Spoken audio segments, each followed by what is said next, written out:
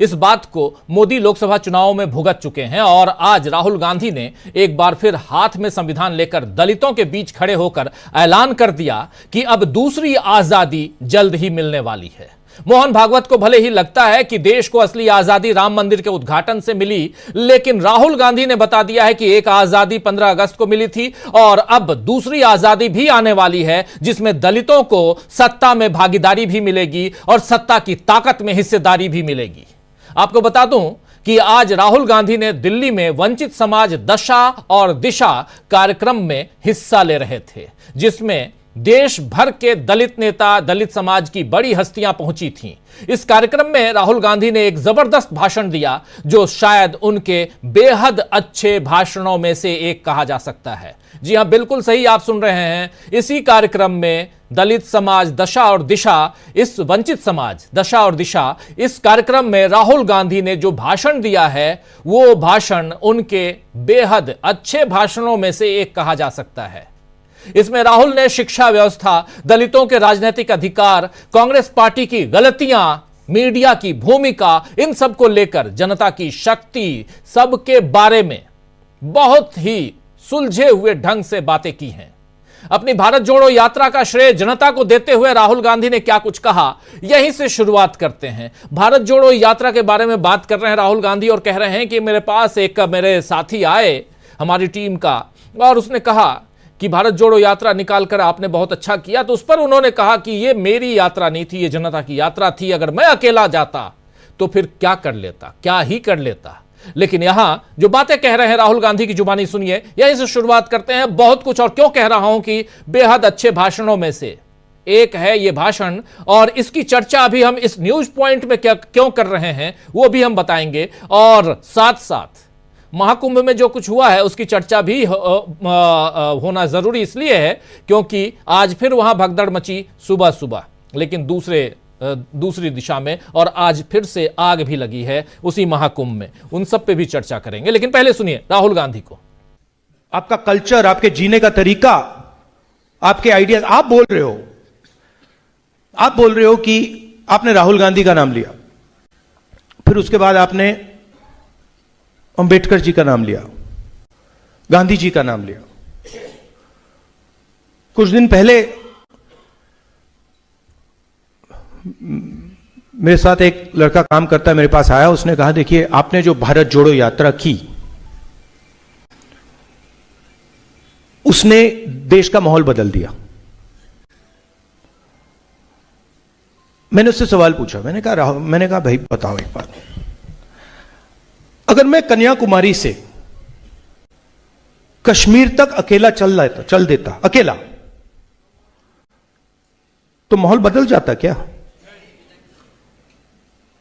तो आप कैसे कह सकते हो कि मैं कन्याकुमारी से कश्मीर चला और मैंने माहौल बदला? मैंने माहौल नहीं बदला, माहौल लाखों लोग जो चले थे उन्होंने बदला है। मेरा काम सिर्फ सुनने का है, चुप रहकर सुनने का है। आप अंबेडकर जी की बात करते हो, मैं आपसे पूछता हूं, मैंने उनकी किताब पढ़ी है, उनके जो आइडियाज थे, जो विचार थे, वो कहां से आए? क्या वो उनके दिमाग से आए? जनता से आए, आपसे आए? तो विचार किसके थे? विचार दलित समाज के थे, विचार पिछड़ा समाज के थे, आपके विचार थे। उन्होंने उसको क्रिस्टलाइज किया, वो आपकी आवाज बने। मगर आपके बिना ना अंबेडकर जी में, ना मुझ में, ना महात्मा गांधी जी में, ना किसी में शक्ति कुछ नहीं है हमारे में। पावर आप में है, हिस्ट्री आप में है, समझ आप में है, ट्रेडिशन आप में है। आपसे बात किए बिना मैं कभी आपकी जिंदगी को समझ सकता हूं क्या? कैसे? अगर मैं आपसे बात, अगर हिंदुस्तान के दलित नहीं बोलते तो लोगों को अनटचेबिलिटी के बारे में मालूम ही नहीं होता।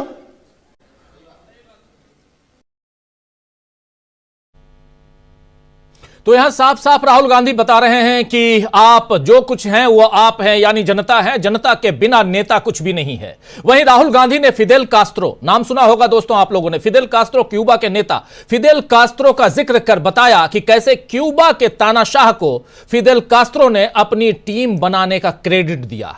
राहुल गांधी ने उसी अंदाज में बताया कि मोदी कांग्रेस की सफाई कर रहे हैं और उनकी मदद कर रहे हैं, यानी कांग्रेस पार्टी की मदद कर रहे हैं नरेंद्र मोदी। फिदेल कास्त्रो का जिक्र करते हुए बहुत ही इंपॉर्टेंट ये बाइट राहुल गांधी के इस भाषण के इस अंश को जरूर सुनिए और यहां से कांग्रेस पर सीधा हमला बोलते हुए, अपनी ही पार्टी के अपने ही नेताओं पर हमला बोलते हुए यहां राहुल गांधी, सुनिए जरा। अब मैं खत्म फिदेल कास्त्रो की एक कहानी से करूंगा, पता नहीं आपको अच्छी लगे ना लगे। सुना है नाम ना? सुना है। एक पत्रकार आया, न्यूयॉर्क टाइम्स का पत्रकार था, वहां पर लड़ाई चल रही थी, वो जंगल में बैठे थे, तो न्यूयॉर्क टाइम्स का पत्रकार गया, बैठ गया उनके साथ, कहता है भैया मैं आपका इंटरव्यू लूंगा। फिदेल कास्त्रो ने कहा लीजिए।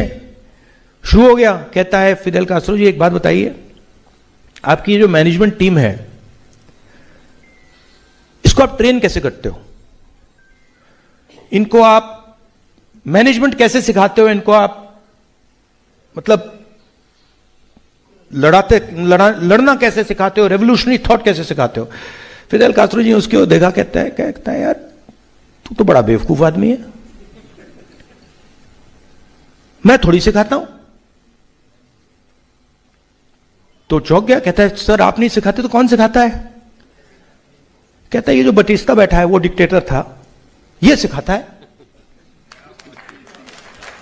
जिससे आप लड़ रहे हो वो आपकी मैनेजमेंट टीम को सिखाता है। फिदेल कास्त्रो कहता है हां, मैं क्या करता हूं, मैं लोगों को लड़ाता हूं, आधों को मार देता है, बाकी भग जाते हैं, जो बचते मेरी मैनेजमेंट टीम है।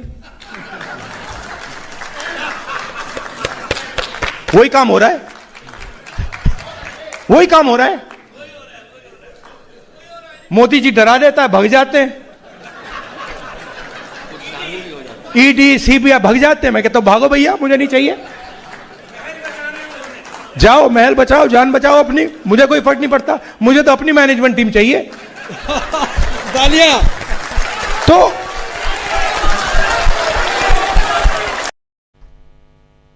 तो सुन रहे थे आप, जाओ महल बचाओ, मैं अपनी टीम, अपनी मैनेजमेंट टीम बना रहा हूं। जाहिर है उनके निशाने पर ज्योतिरादित्य सिंधिया थे, जिन्होंने अभी राहुल गांधी को इतिहास पढ़ने की सलाह दी थी। राहुल ने आज की सभा में अरविंद केजरीवाल की हकीकत भी बताई कि वे आरक्षण विरोधी हैं और अरविंद केजरीवाल की सियासत मोदी के काफी करीब है। आइए जरा उसको भी सुन लेते हैं कि अरविंद केजरीवाल पर भी यहां नहीं रुके राहुल गांधी, उन पर भी हमला बोलते हुए नजर आए। बीजेपी, आरएसएस, अपने ही लोगों यानी अपनी पार्टी और साथ साथ अरविंद केजरीवाल, सबको कहीं का नहीं छोड़ा। लेकिन बहुत ही शानदार भाषण राहुल गांधी का, यह सुनिए जरा अरविंद केजरीवाल पर क्या कह रहे हैं। मैं आपको क्लियरली बता देता हूं, जब केजरीवाल जी आए, शुरुआत में ही मैंने इनको थोड़ा देखा, ऑब्जर्व किया। ये जितना मोदी जी एंटी रिजर्वेशन है, जितना मोदी जी एंटी दलित हैं, उतना ही है। ठीक है, ये शायद ज्यादा, थोड़े मोदी जी से ज्यादा सोफिस्टिकेटेड है, वो हो सकता है। ये मोदी जी से थोड़ा सा ज्यादा सोफिस्टिकेटेड हैं, ये हो सकता है। ये बात कह रहे हैं अरविंद केजरीवाल के बारे में राहुल गांधी। इसके बाद राहुल गांधी शाम को बादली में थे, जनसभा की उन्होंने, और उसमें भी आम आदमी पार्टी और बीजेपी दोनों को जमकर कटघरे में खड़ा किया।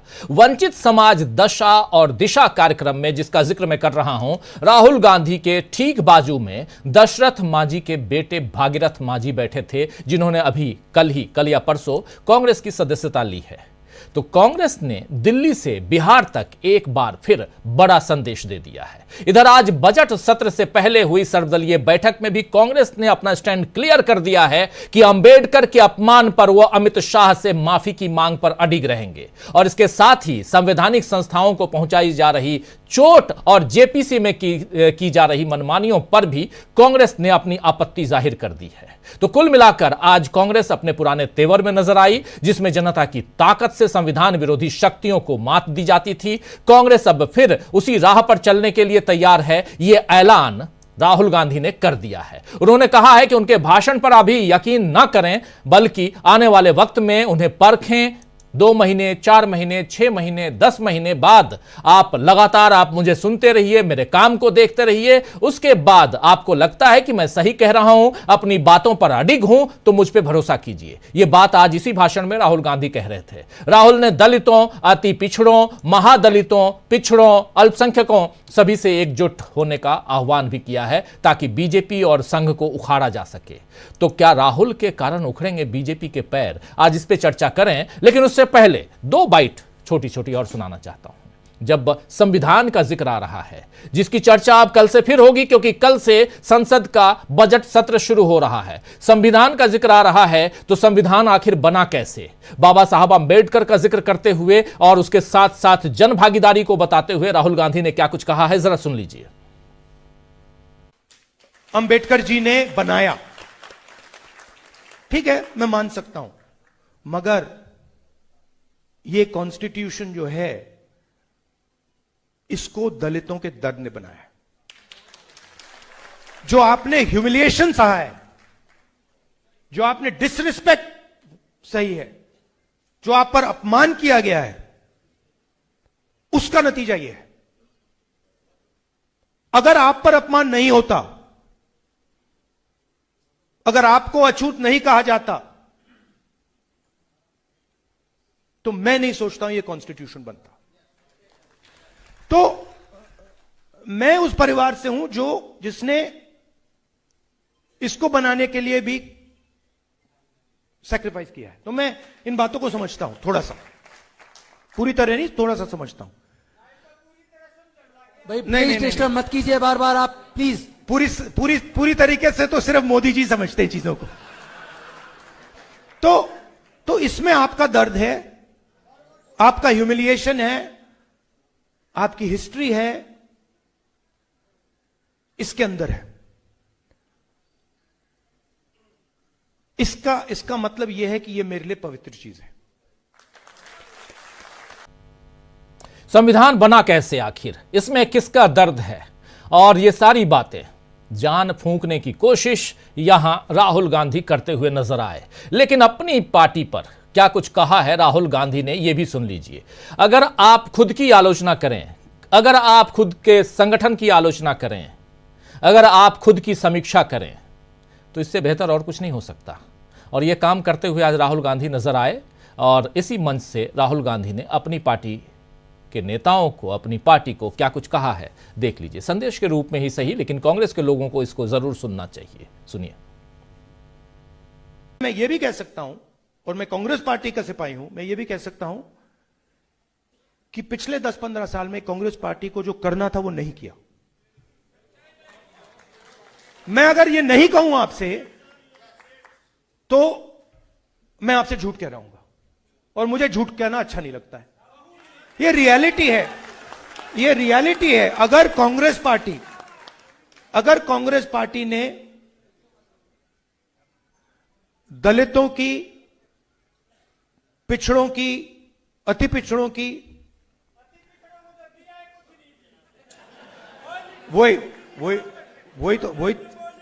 वही तो बोल रहा हूं। तो अगर हमने आपकी कॉन्फिडेंस मेंटेन की होती, कभी भी आरएसएस पावर में नहीं आ सकती थी।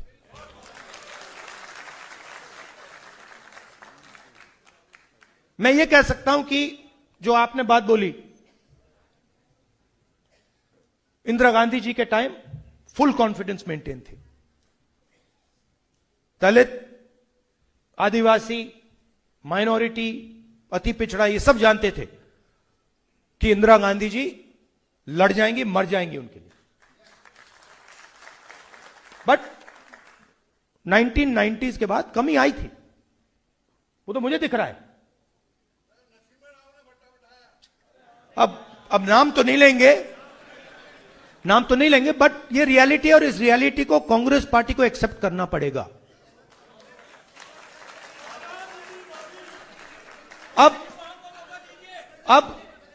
अब इसका मतलब क्या है? इसका मतलब है कि कांग्रेस पार्टी में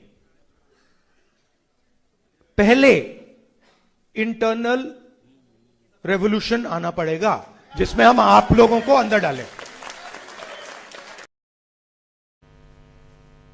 तो सुना आपने, इससे बेहतर समीक्षा और क्या हो सकती है? इससे बेहतर खुद की समालोचना क्या हो सकती है, आलोचना क्या हो सकती है, जो कह लें। लेकिन कांग्रेस पार्टी ने पिछले 14-15 सालों में क्या कुछ किया है और क्या करना चाहिए था कांग्रेस पार्टी